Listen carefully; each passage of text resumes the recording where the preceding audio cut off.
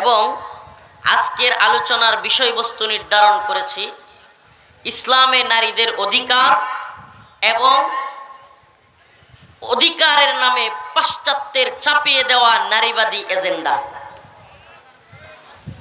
বুঝলেন? আগে বিষয়বস্তুটা বুঝতে হবে। ইসলামে নারীর অধিকার এবং বর্তমান সময়ে পশ্চিমাদের চাপিয়ে দেওয়া নারীর অধিকারের নামে পশ্চিমা এজেন্ডা, এটা হলো আজকের আলোচনার বিষয়। এই আলোচনাটা আমি আপনাদের সামনে এই বিষয়টা কেন টানলাম, সাম্প্রতিক বাংলাদেশে আপনারা যারা সচেতন নাগরিক একটু খোঁজ খবর রাখেন, বর্তমানে এই বিষয়টা বাংলাদেশের সবচাইতে আলোচিত সমালোচিত ইস্যু। বর্তমানে এই ইস্যুটা খুবই গুরুত্বপূর্ণ একটা বিষয়, আলোচিত সমালোচিত, বলা যায় যে টক অফ দ্য কান্ট্রি। পুরো দেশের মধ্যে সকল দলমত এই বিষয় নিয়ে আলোচনা করতেছে। বর্তমানে যে সরকার, যে গভর্নমেন্ট বাংলাদেশে শাসন করতেছে, 5ই আগস্ট পরবর্তীতে জুলাই বিপ্লবের পরে শেখ হাসিনাকে উৎখাত করে নতুন যে গভর্নমেন্ট আসছে, ছাত্রদের আন্দোলনের মধ্য দিয়ে সকল দলের আন্দোলনের আলেম ওলামা ছাত্র জনতা শিক্ষক সকলে মিলে যে আন্দোলনে শ্রমিক কলামিস্ট বুদ্ধিজীবী সাংবাদিক লেখক সকলে মিলে যে আন্দোলন করে জালেম স্বৈরাচার হাসিনাকে হটিয়ে যে নতুন সরকার গঠন করা হয়েছে, এই সরকার একটা কথা প্রায়ই বলতেছে এবং এটা মোটামুটি সবাই শুনতেছে, সংস্কার সংস্কার। কথাটা কি? সংস্কার সংস্কার। এই কথাটা সবচাইতে বেশি এখন 5ই আগস্টের পরে শোনা যাচ্ছে, সংস্কার সংস্কার। আসলে আমরা অনেকে সংস্কার কি, আসলে বিষয়টা কি, এটা খায় না মাথায় দেয়, এটাই অনেকে বুঝি না। আমরা বিষয়টা অনেকেই সাধারণ জনগণ বুঝতে পারে না, কিন্তু জনগণ যখন দেখে সংস্কারের নামে ইসলাম বিরোধী কোনো কথাবার্তা চলে, তখন জনগণ মনে করে এই সংস্কার নামের ধোঁকাবাজি হলো আমেরিকা এবং পশ্চিমা এজেন্ডা বাংলাদেশে বাস্তবায়ন করা। আপনারা সংস্কারের কথা বলেছেন, আমাদেরকে বুঝিয়েছেন যে আওয়ামী লীগ বিগত 16 বছরে বাংলাদেশের প্রত্যেকটা সেক্টরে দলীয়করণ করেছে। এসপি ডিসি আমলা পুলিশ ওসি র্যাব সেনাবাহিনী সব জায়গায় কোর্ট আদালত সব জায়গায় আওয়ামী লীগ নিজেদের লোক বসাইছে। তো আমরা এখন সংস্কার করব। সংস্কার কি?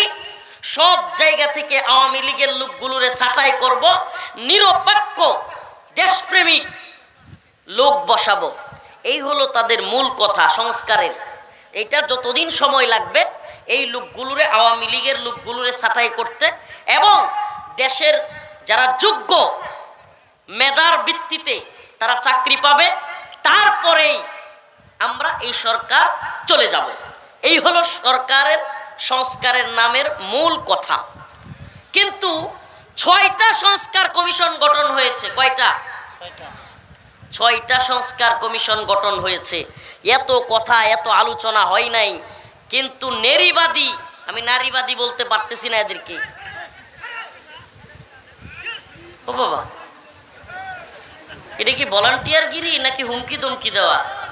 হ্যাঁ বেটা, সন্ত্রাসী স্টাইলে হুমকি ধমকি দিয়ে ভলান্টিয়ার গিরি করে আলোচনা করতেছি। বলছি না এখন আর ভলান্টিয়ার গিরি নাই। এই যে আপনাদের যন্ত্রণাগুলো ভাল লাগে না ভাই। এখন আপনারা এই যে এটার জন্য এটা সরাতো, এটা সরাই ফেল, এটা সরাও, 2-3 জন ধরেন এটা। এখন এটার জন্য দেখে না, এখন কেউ এর সামনে কেউ পিছনে যায়। তো আগে আপনাদেরকে বসতে বললাম না? এই সেলিব্রিটিজম আর ভাইরালিজম এইগুলো মাথা থেকে জায়গা ফেলেন। ভাইরাল বক্তা আসছে একটু দেখি দেখি, এই চিন্তাটা বাদ দিয়ে জাতির চিন্তায় একটু কথাগুলো শুনবার চেষ্টা করেন। জাতির নিয়ে বড় ভয়াবহ ষড়যন্ত্র হচ্ছে প্রিয় ভাইরা আমার।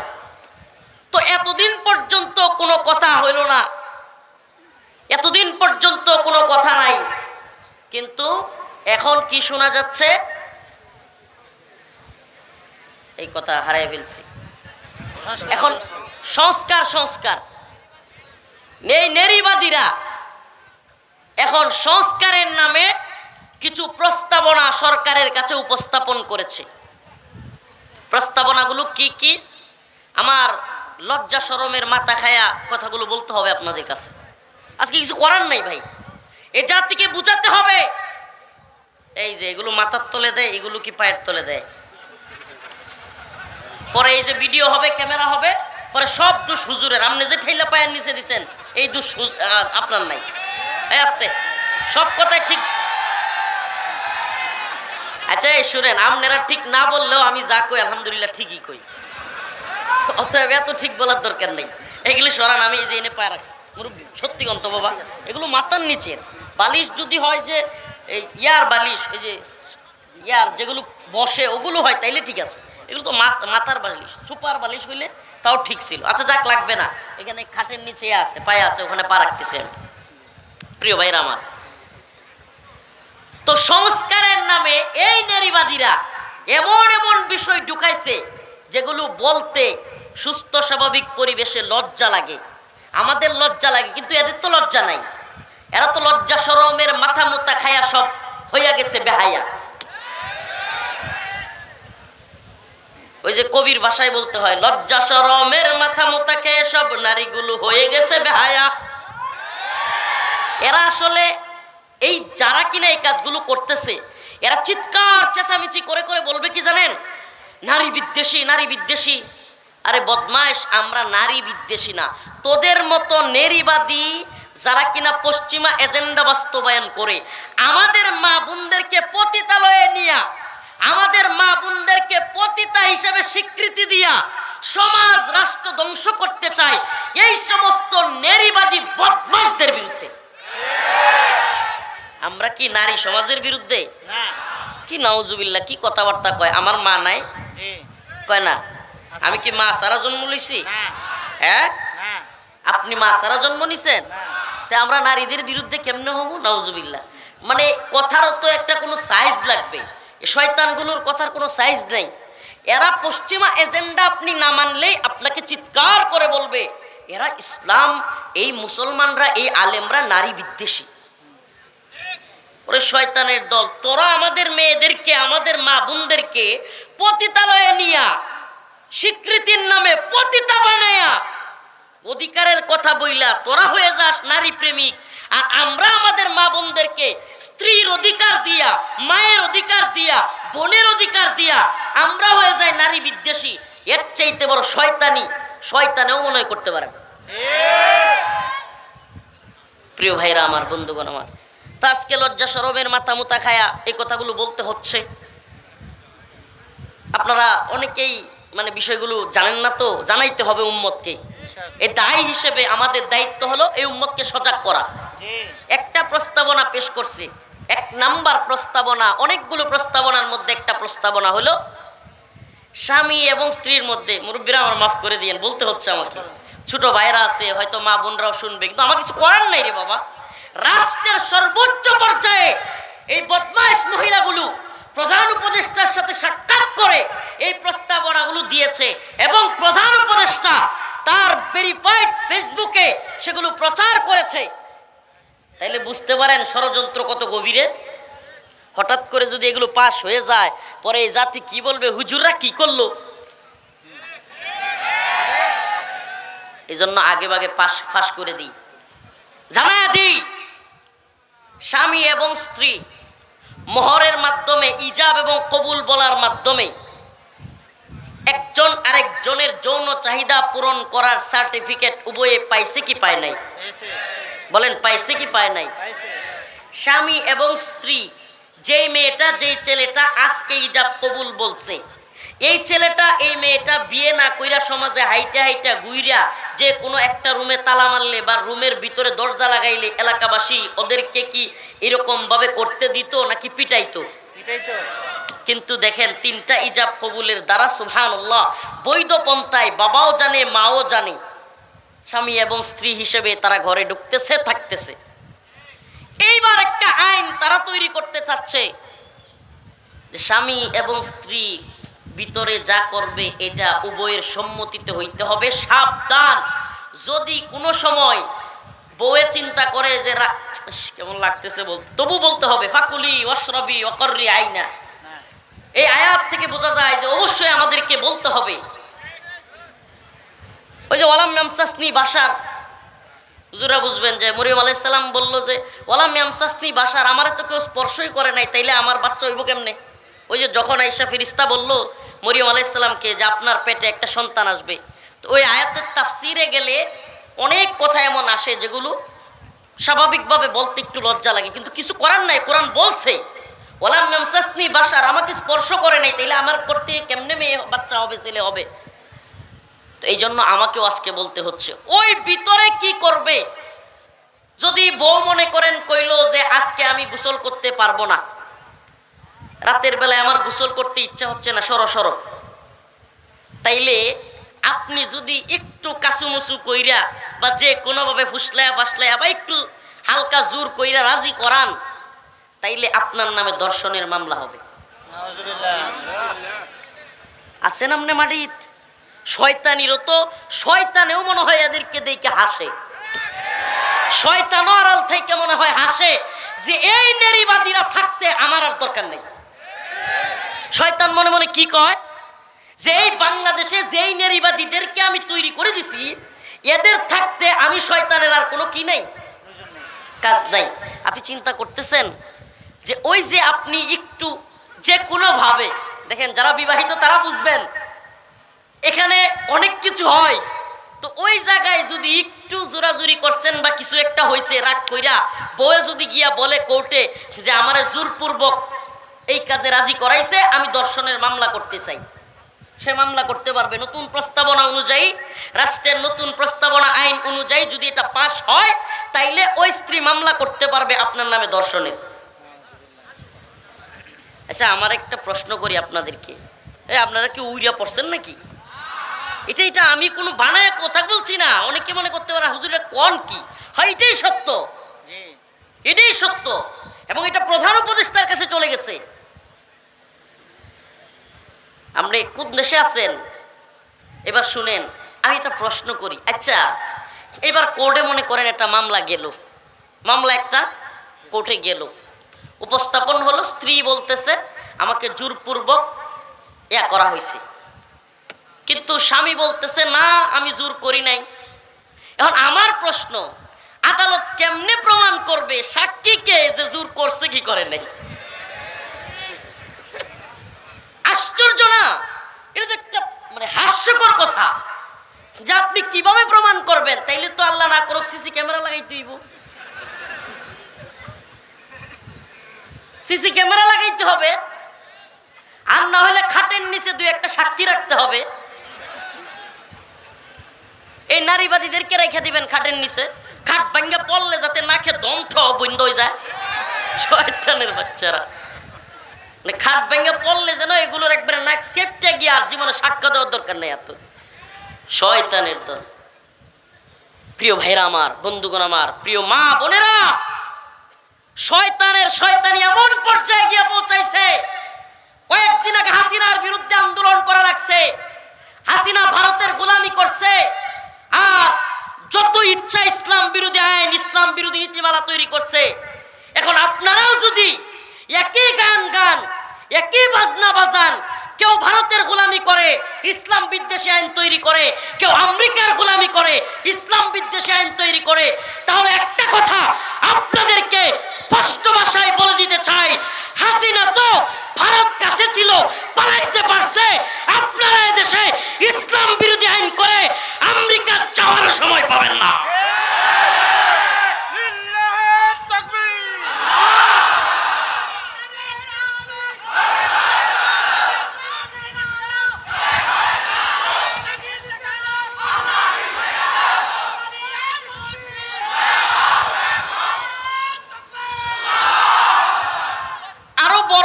শয়তানি। শুনেন, আগে আমি তাদের কথাগুলোকে উপস্থাপন করছি, যুক্তি দিয়ে খণ্ডন করছি, এরপরে শেষে আমি কোরআন সুন্নাহর দলিল বলবো। এবং কোরআনের আয়াত থেকে প্রমাণ করে দিব যে ইসলাম নারীদেরকে কত বেশি অধিকার দিয়েছে। এবং যেই জামানায় কোনো অধিকার ছিল না, নারীদেরকে জীবন্ত পুঁতে রাখা হইতো, মাইরা ফেলা হইতো, সেই জামানায় আল্লাহর নবী পৃথিবীতে আসলেন, বললেন কুলু লা ইলাহা ইল্লাল্লাহ তুফলিহুন, তোমরা বলো লা ইলাহা ইল্লাল্লাহ, তোমরা সফল হবে। তোমরা তোমাদের কন্যা সন্তানকে জীবন্ত পুঁতে রেখো না। যেই রসুল এত সম্মান দিলেন, যেই রসুল সাল্লাল্লাহু আলাইহি সাল্লাম বললেন আল জান্নাতু তাহতা আকদামিল উম্মাহাত, মায়ের পায়ের নিচে সন্তানের বেহেশত। এটা কি সম্মান দিলেন নাকি দিলেন না? একটা নারী যদি সে শুনে যে আমি 10 মাস 10 দিন যে সন্তানটাকে পেটে ধরেছি, আমার আল্লাহ আমার রসুল বলেছে আমার পায়ের নিচে নাকি আমার সন্তানের বেহেশত, এই নারীর জন্য এর চাইতে বড় সম্মানের আর কি আছে? আর এদের ভাষায় কি নারীর জন্য সম্মান হইলো পতিতালয়ের লাইসেন্স পাওয়া। মানে এদের ভাষায় বোঝা যায় না যে নারীর জন্য সম্মান কোনটা? নাউজুবিল্লাহ। পতিতালয়ে কি নারীরা ইচ্ছা করে যায়? আপনি পতিতালয়ে ওই খারাপ জায়গার যতগুলো নিউজ দেখবেন, প্রায় নিউজে দেখবেন মেয়েরা বলতেছে বিভিন্নভাবে নির্যাতিত হয়ে কিংবা ঢাকায় গেছে চাকরির জন্য, কোনো এক চোরা কারবারি, কোনো এক মানব পাচারকারী তারে ধইরা নিয়া ওই পতিতালয়ে তারে দিয়ে দিছে। বেশিরভাগ গল্পগুলো এমন না? আমার যেই মা বোনেরা অনিচ্ছা সত্ত্বে কষ্ট করে ওই জায়গার ভিতরে পড়ে গেছে, আপনি তাদেরকে স্বীকৃতি দিতে চান? আপনি কোনোদিন গিয়ে জিজ্ঞাসা করেছেন ও নারী, আপনি যে পতিতা হইছেন, আপনি কি চান আপনার মেয়েটাও পতিতা হোক? জিজ্ঞেস করেছেন গিয়ে? আমি তো মনে করি পৃথিবীর কোনো মা তার মেয়েকে পতিতা বানাতে চাইবে।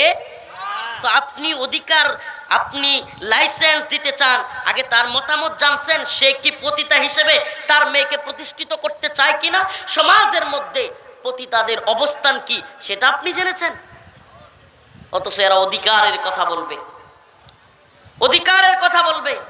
এবং কি দেখেন, এটা সুন্দর একটা সূক্ষ্ম একটা ইয়া তৈরি করছে, মায়াজাল তৈরি করছে, এবং একটা মানুষের মধ্যে যেন সিম্পেথি তৈরি হয়, একটা দুর্বলতা তৈরি হয়।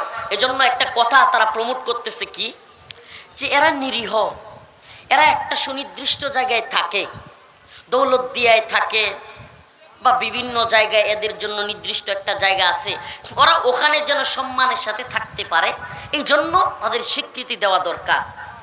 এরাও তো মানুষ, এদেরকেও সম্মান দেওয়া আমাদের দায়িত্ব। আমি বলতে চাই, সুরেরা কি মানুষ না? মানুষ না? তো কয়েকদিন পরে সুরেরা যদি চায় যে আমরাও স্বীকৃতি চাই, ডাকাতরা যদি কয় আমরাও স্বীকৃতি চাই, কথা কয় না? ডাকাতরা যদি বলে আমরাও স্বীকৃতি চাই, এই ডাকাতরাও কি দেশের মানুষ কিনা?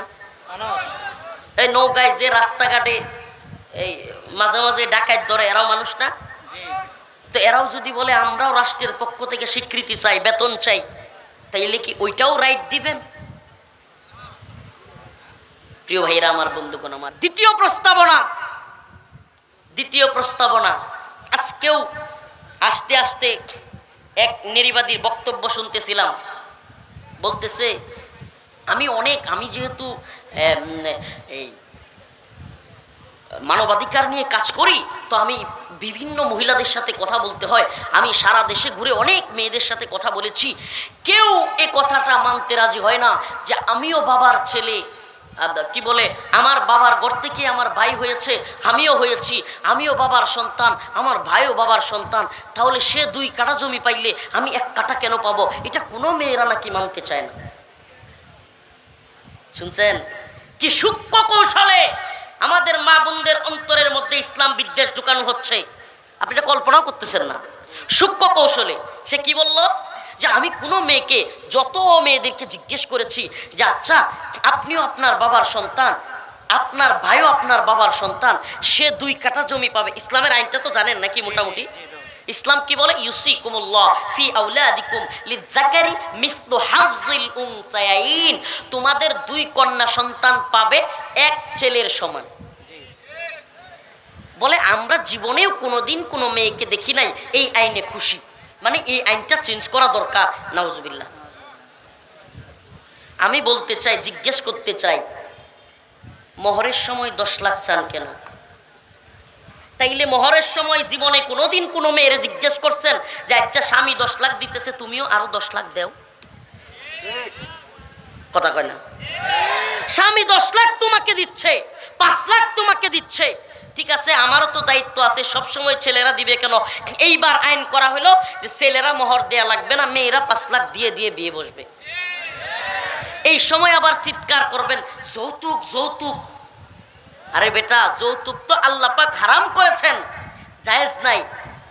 আমরা তোমাদের কথাগুলোর যুক্তি খণ্ডন করবার জন্য কথাগুলো বলছি, কিন্তু আমরা তো এটা বিশ্বাস করি আমার আল্লাহ আমাকে সৃষ্টি করেছেন, আমার আল্লাহ আমার মাকে সৃষ্টি করেছেন, আমার আল্লাহ আমার বোনকে সৃষ্টি করেছেন, আমার আল্লাহ সমস্ত নারীদের সমস্ত পুরুষদের সৃষ্টি করেছেন। তিনিই জানেন কাকে কতটুকু অধিকার দিলে তার সম্মান থাকবে। এটা কে জানেন? আমাদের এখানে কোনো বক্তব্য নাই, কোনো কথা নাই। আজকে আইন উপদেষ্টা আসিফ নজরুল সাহেবের কথা শুনতেছিলাম। উনি নারী বিষয়ক সংস্কার কমিশনের সাংবাদিকরা যখন প্রশ্ন করলো এই বিষয়ে, তখন তিনি বললেন সংস্কার কমিশন একটা সুপারিশ করলেই তো সেটা সরকারের বক্তব্য না, এটা যে কেউ যে কোনো সুপারিশ করতে পারে। আমাদের বক্তব্য আছে, কিন্তু এই সংস্কার কমিশন নিয়ে যেইভাবে কথাবার্তা হচ্ছে, যেই ভাষায় করা হচ্ছে, ভিন্ন মতকে দমন করার যেই নোংরামি চলছে, এটা আমরা পছন্দ করি না। দেখেন, অনেকে খুশি হয়েছে যে এটা সরকারের অবস্থান না, অনেকে দেখেন খুশি হয়ে গেছে। সূক্ষ্ম কৌশলে আইন উপদেষ্টা নারীবাদীদের পক্ষ নিছে, এটা আপনি বুঝেন নাই এই বক্তব্যে। কেন? এখানে সে বলেছে যে ভিন্নমত দমন করার যেই হুঙ্কার তর্জন গর্জন, বা এই যে ইসলামপন্থীরা বা হেফাজত যেই ভাষায় কথা বলছে, এটা তার পছন্দ না। আমি বলতে চাই, ভিন্নমত বলতে আপনি কি বোঝালেন? ইসলাম বিদ্বেষী মতকে আমার পছন্দ করতে হবে, ইসলাম বিদ্বেষী মতকে আমার বাহবা জানাইতে হবে, কিংবা চুপ থাকতে হবে? আরে আপনারা তো চানই ওইটা, যে ইসলামপন্থীরা আপনাদের যে কোনো কাজে চুপ থাকুক, তাইলে মজা কইরা আপনারা সেই আইনগুলো তৈরি করতে পারবেন। প্রিয় ভাইরা আমার, কষ্ট পাচ্ছেন? আমাকে বলেন, নারী পুরুষ সমান অধিকার অর্থাৎ সমবন্টন, এটা হলো নারীবাদীদের স্লোগান। আমি আমাদের মা বোনদের কাছে জানতে চাই, নারীরা কি কোনো কাজে পুরুষদের সমান পারবে? একটা বাসের মধ্যে 100 যাত্রী উঠবে, 90টা পুরুষ থাকলে 10টা মহিলা কি ওই 90টা পুরুষকে ধাক্কাধাক্কি করে সেখানে উঠতে পারবে? এই জন্য বাসের মধ্যে দেখবেন মহিলাদের আলাদা আসন আছে, আছে না নাই? তো আমাকে বলেন, মহিলাদের আসন আপনি কেন রাখলেন? যদি আপনি নারীবাদী হয়ে থাকেন, আপনি তো ঠেল্লা ঠুল্লা ধাক্কায় উঠবেন, আপনি তো মহিলাদের আসন কেন রাখলেন? আপনাকে জিজ্ঞেস করতে চাই, সংসদের ভিতরেও নারীদের জন্য আসন কেন রাখলেন? সংরক্ষিত মহিলা আসন কেন রাখলেন? দেখেন, আমরা এগুলো আসলে এটার এই গণতন্ত্রে বিশ্বাস করি না, কিন্তু উদাহরণ বোঝানোর জন্য বলছি। এই সংরক্ষিত আসন রাখলেন, নারীদের জন্য ট্রেনে আলাদা সিট রাখলেন, আসলে এগুলো দরকার। কারণ আল্লাহ পাক নারীদেরকে সৃষ্টি করেছেন নরম এবং কোমলীয়তা দিয়ে। কথা বলেন না? তারা কোমল হবে, নরম হবে, ঘরে থাকবে, তারা সন্তানকে লালন পালন করবে, সন্তান জন্ম দিবে, এবং সেই সন্তান মায়ের শিক্ষা পেয়ে বড় হবে। যে সন্তানের মা যত বেশি বড় থাকে, যেই সন্তানের মা যত বেশি সন্তানকে সময় দেয়, সেই সন্তান সবচাইতে বেশি ভালো হয়। লিখে রাখেন। আর যেই মা ওই যে বেড়ানির লগে ঘুরে ঘুরে চাকরি করে, মনে কষ্ট নেবেন না মা বোনেরা, দেখা দেখি হয়, স্বামীর প্রতি ভালো লাগা ভালোবাসা থাকে না, সন্তানকে সময় দেয় না, আর দিন শেষে ওই ছেলে যায় কিশোর গ্যাংয়ে যোগ দেয়। ছেলেরা তো সময়ই দেয় নাই, ছেলেরা তো ভালো মানুষ বানায় নাই, আদব কায়দা শিখায় নাই, ভদ্রতা শিখায় নাই, ফালায় রাখছে। স্কুল কলেজে গেছে, যেমনে মন চায় এমনি করছে, নেশা করছে। বাপেও চাকরি করে, মাও চাকরি করে, ছেলেরে দেখার সময় নাই, লালন পালনের সময় নাই। ছেলেও যেমনে মন চায় বড় হয়েছে। দিন শেষে ওই ছেলে কার সাথে ঘুরছে, কার সাথে চলছে, নেশাগ্রস্ত হয়েছে। নেশার টাকার জন্য এইবার অস্ত্র হাতে তুলে নিছে। এলাকায় 15-20টা মিলা কিশোর গ্যাং চালু করছে। কথাগুলো কি বুঝতেছেন? সমাজের বাস্তবতা আছে না নাই? প্রিয় ভাইরা আমার, বন্ধুগণ আমার, আপনি সমান অধিকারের কথা বলবেন, আমি বলি শুনেন, সমান অধিকার আর সুষম বন্টন এক জিনিস না। সুষম বন্টন কি? সমান অধিকার কি? সমান অধিকার মানে হলো, হুজুর, এই যে বাবরি হুজুর, মনে করেন এই হুজুর আর আমি, আমাদের দুইজনকে দাওয়াত দিল এই পাগড়িওয়ালা হুজুর।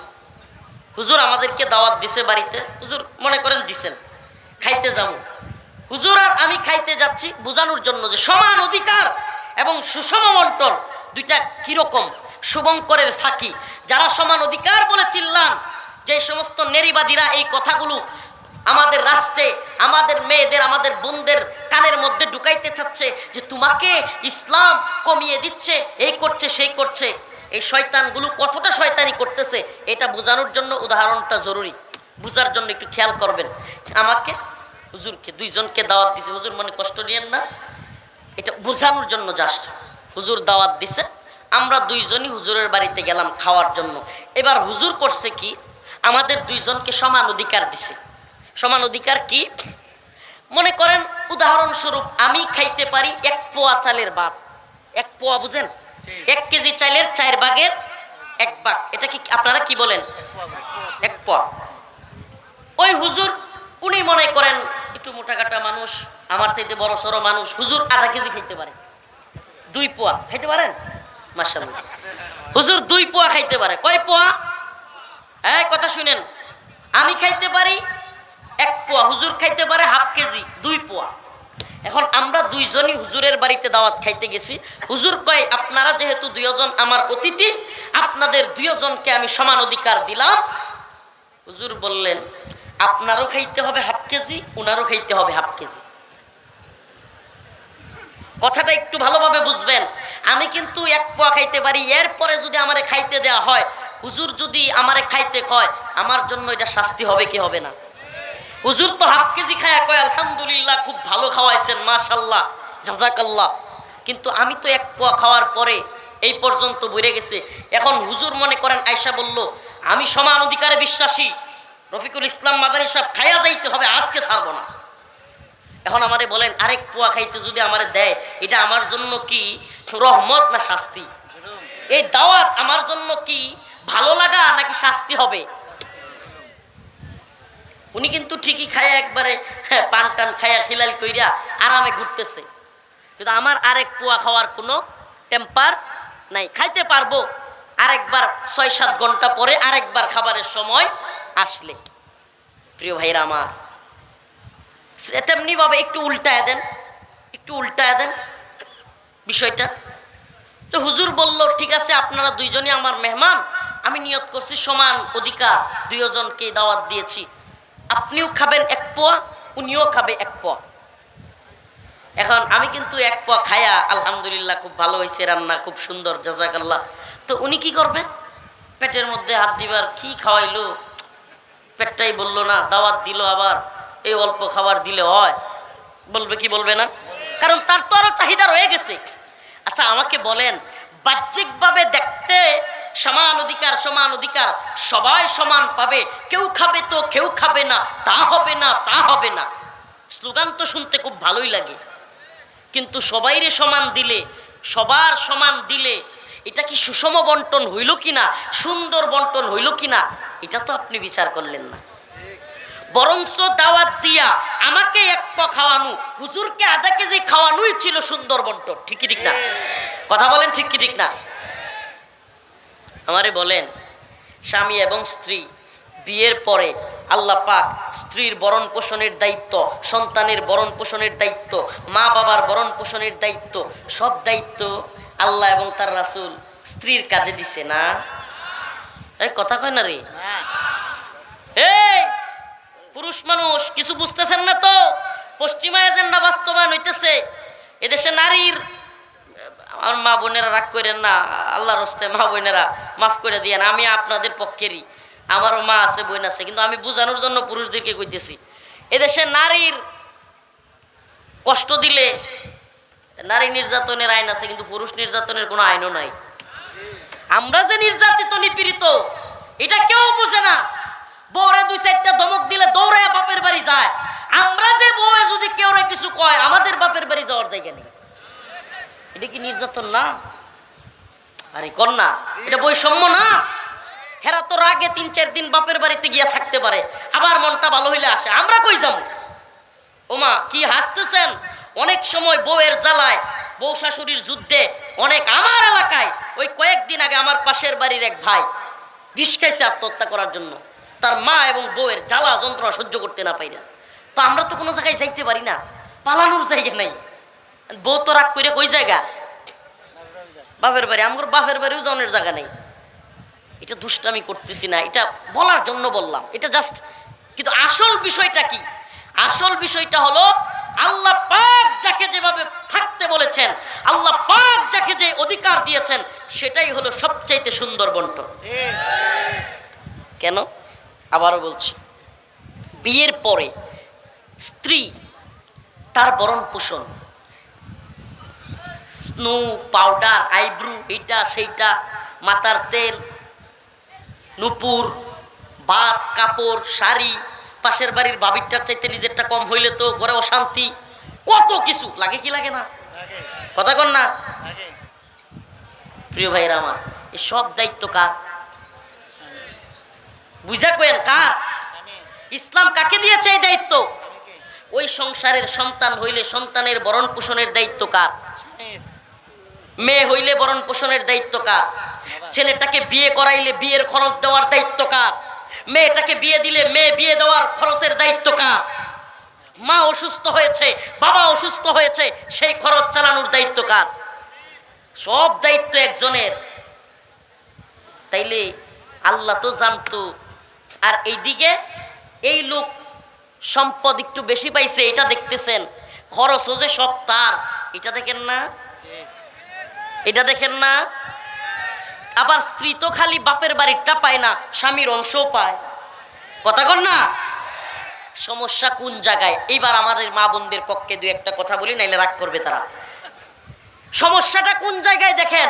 এই নারীবাদীরা সমান অধিকার সমান অধিকার বলে চিল্লায়, অথচ বাংলাদেশে আল্লাহ এবং তার রাসূল যতটুকু বলেছে, কোরআন যতটুকু একটা মেয়েকে দিতে বলেছে, সেই ততটুকু হক, সেই ততটুকু ওয়ারিশ বর্তমান বাংলাদেশে অধিকাংশ মানুষ তার বোনকে, তার মেয়েকে দেয় না।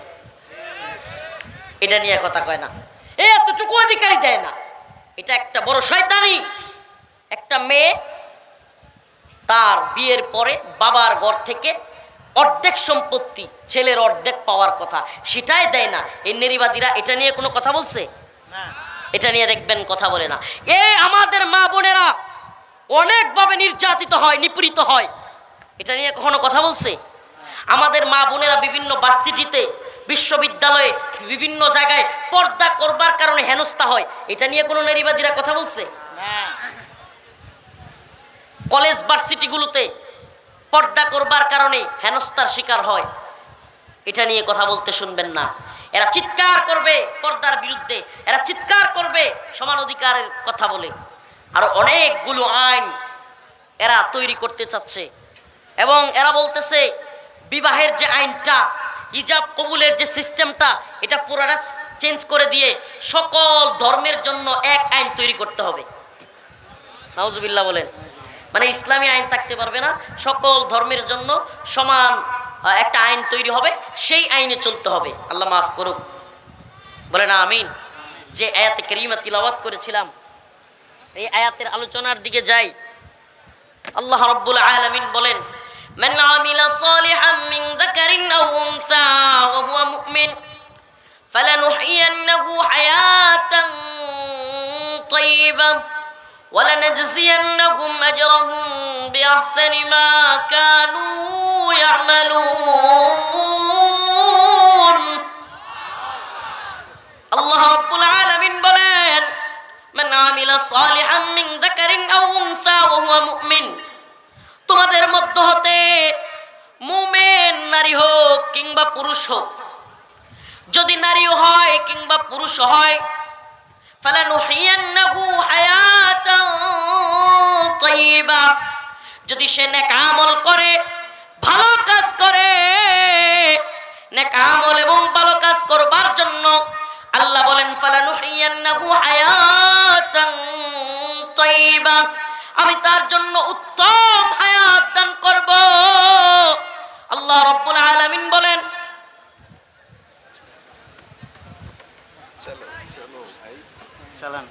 আল্লাহ রাব্বুল আলামিন বলেন মান আমিলা সালিহাম মিন যাকারিন আও উনসা ওয়া হুয়া মুমিন, নারী হোক কিংবা পুরুষ হোক, যদি ঈমান আনে, ঈমানদার হয়, আল্লাহ রাব্বুল আলামিন বলেন অবশ্যই অবশ্যই তাকে আমি নেককার হায়াতে তয়্যিবা, সুন্দর জীবন তাকে দান করব। সুবহানাল্লাহ বলে। আল্লাহ পাক কি এখানে নারীকে আলাদা কোনো ভাগ করছে? আল্লাহ কি বলছে যে আমি পুরুষকে শুধুমাত্র ভালো উত্তম জীবন দান করব, নাকি নারীকেও সাথে বলছে? এই কথা বলবেন না, না বুঝতেছেন না? আমি ছেড়ে দিব। হুজুর চলে আসছেন আলহামদুলিল্লাহ। হযরতুল আল্লাম মাওলানা আব্দুল খালেক শরীয়তপুরি হুজুর চলে আসছেন। হুজুর কথা বলবেন, আমি ছেড়ে দিব। জাস্ট আপনাদেরকে শেষ পয়েন্টটা বুঝিয়ে দেওয়ার জন্য, আলোচনাটা আর লম্বা করতেছি না। হুজুর চলে আসছেন, জাস্ট একটু বোঝার চেষ্টা করেন। আল্লাহ পাক নারী এবং পুরুষকে ভাগ করেন নাই।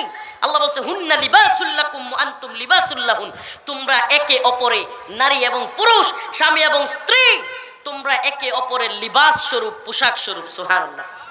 আল্লাহ রাসূল বলেছেন আল জান্নাতু তাহতা কদামিল উম্মাহাত, মায়ের পায়ের নিচে সন্তানের বেহেশত। সুবহানাল্লাহ বলবেন না? আল্লাহ পাক এবং আল্লাহর রাসূল নারীদেরকে সম্মান কম দেয় নাই।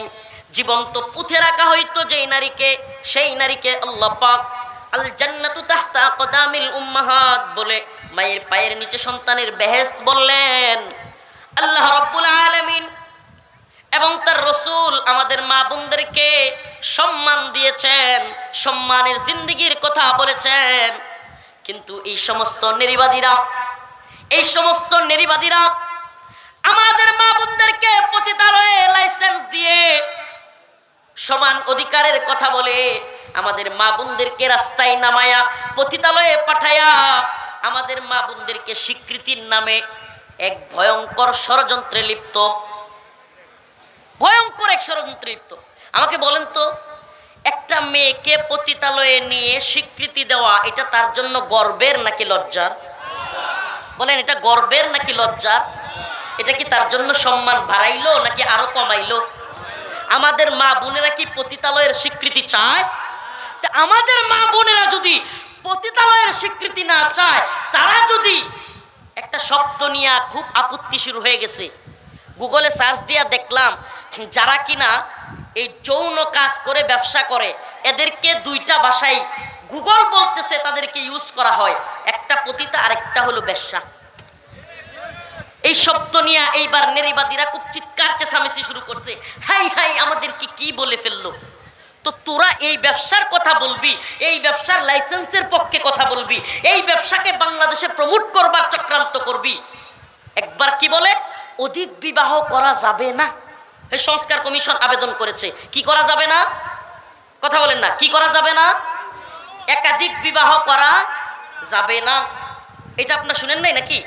2 নাম্বার, স্ত্রীকে ফুসলায়া রাতের বেলায় একটু একটু জোর করাও যাবে না, ধর্ষণের মামলা হয়ে যাবে। 1 নম্বরে একাধিক বিয়ে করা যাবে না, 2 নম্বরে স্ত্রীকেও একটু জোরাজুরি করতে পারবে না। তাইলে যৌন চাহিদা পূরণ করার জন্য ওই স্বামী তখন কি করবে? কয় রাস্তা তো আছেই, আমরা তো আছি 100 টাকা 200 টাকায়। ভাই আপনি বলেন না, আপনি হালকা জোরও করতে পারবেন না, স্ত্রীকে একটু বোঝানোর জন্য, খুশি করবার জন্য স্ত্রী আপনার নামে ধর্ষণের মামলা করে দিবে। আপনি একাধিক বিয়েও করতে পারবেন না। আল্লাহ যে আপনাকে যৌন ক্ষমতা দিয়েছে, এখন এটা পূরণ করবার জন্য আপনি কোথায় যাবেন? বলে ঠিক আছে, আমরা তো ব্যবসা প্রতিষ্ঠান চালুই করছি। হাসতেছেন। এরা আমাদের সমাজকে, এরা আমাদের রাষ্ট্রকে, এরা আমাদের ইসলামকে ধ্বংস করবার প্ল্যান করেছে। কেন? কারণ আপনি যদি পারিবারিক সিস্টেমটাকে চেঞ্জ করে দিতে পারেন, পারিবারিক সিস্টেমে যখন একটু জোর জবরদস্তি হইলেই, আরে আপনি মনে করেন ভিন্ন কারণে পর্দা করে নাই, একটু মারতে নিছেন, পর্দা করে না, আপনার বউ আপনার কথা শুনে না, বাবার সাথে খারাপ ব্যবহার করে, একটু শাসন করতে নিছেন, এইবার বউ গিয়া দৌড়ায় গিয়া আদালতে কইল যে আমারে রাত্রে জোর কইরা কাজ করছে, ধর্ষণের মামলা করেন, মামলা কিন্তু হয়ে যাবে এই আইন অনুযায়ী, বর্তমান আইন অনুযায়ী। কোন কাজ কিন্তু এটা ঘটে নাই, ঘটছে কি সে খারাপ আচরণ করছে, ঘটছে কি সে পর্দা করে না, ঘটছে কি যে বাবা মারে পর্যন্ত হয়তো পিটাইছে, এমন বউ আছে না নাই? তো আপনি কিছুই বলতে পারবেন না, কেন? সে বলবে আমাকে দর্শন করছে। দর্শনের সংজ্ঞা কি? দর্শন হইল স্বামী হোক আর যেই হোক, জোর কইরা করা যাবে না, সর্বোচ্চ সে যখন অনুমতি দিবে তাইলেই করতে হবে। প্রিয় ভাইরা আমার, বন্ধুগণ আমার, এক ভয়ঙ্কর চক্রান্ত। আমরা আগেও বলেছি, আবারও বলছি, আমরা পাকিস্তানের গোলামি মানি নেই, আমরা ইন্ডিয়ার গোলামি মানি নেই। আওয়ামী লীগ এবং হাসিনা ভারতের গোলামি করতে গিয়া বাংলাদেশে ইসলাম বিরোধী আইন প্রণয়ন করতে চেয়েছিল, আমরা দিল্লির গোলামকে দিল্লি পাঠিয়েছি। যদি কেউ আমেরিকার গোলামি করতে চায়, বাংলার জমিনে ইসলাম বিদ্বেষী আইন তৈরি করে চায়, দিল্লির গোলামকে লাথি দিয়া যেমন বিদায় করেছি, আমেরিকার গোলামকেও আমেরিকায় পাঠানো হবে। বাংলার জমিনে ইসলাম বিদ্বেষী তৎপরতা চলতে দেওয়া হবে না।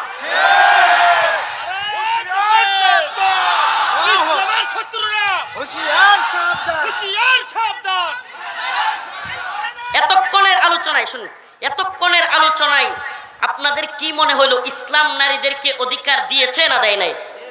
নারীবাদীরা কি ইসলামের অধিকারকে ছোট করে ইসলামকে ধ্বংস করতে চায়, নাকি আমাদের মেয়েদেরকে পতিতালয়ে নিয়ে পতিতার লাইসেন্স দিয়া সমাজকে ইসলামকে ধ্বংস করতে চায়? এদের প্ল্যান কি আমরা বাস্তবায়িত হইতে দিব? অনেকে অনেক কথা বলেছে, কেউ বলেছে ডিজিটাল বাংলাদেশ, কেউ বলেছে সংস্কার বাংলাদেশ, কেউ বলেছে স্মার্ট বাংলাদেশ, উল্টে গিয়া পইরা গেছে। কিন্তু কোন বাংলাদেশে আমরা দেখা হয়ে গেছে 5ই আগস্টের পরেও ইসলাম বিদ্বেষী যেই শয়তানি চলছে, আরে মুহাম্মদে আরবির উম্মতেরা এখনো জীবিত আছে, আল্লাহর বান্দারা এখনো জীবিত আছে। 5ই মের কথা ভুলে গেছেন আপনারা? 5ই মের কথা ভুলে গেছেন আপনারা? এই যে গতকালকেই তো 5ই মে গেল, আজকে 6ই মে, শাপলার শহীদদেরকে বলবেন না? মনে আছে আল্লামা শাহ আহমদ শফি রাহিমাহুল্লাহ, আল্লামা জুনায়েদ বাবুনগরী রাহিমাহুল্লাহ, আল্লামা নূর হোসেন কাসেমি রাহিমাহুল্লাহ, আল্লাহ তাদের কবরকে জান্নাতের বাগান বানায় দিক। কি করেছিল? ইমরানের সরকার এবং লাকি বেগম নামের কিছু নর্তকী আর কিছু ইসলাম বিদ্বেষী নাস্তিক মুরতাদ শাহবাগে গিয়া ইসলাম বিদ্বেষী চিৎকার চেঁচামেচি শুরু করেছিল, আল্লাহর বিরুদ্ধে, রাসূলের বিরুদ্ধে কথা বলা শুরু করেছিল। এরা প্রথমে কি বলছিল?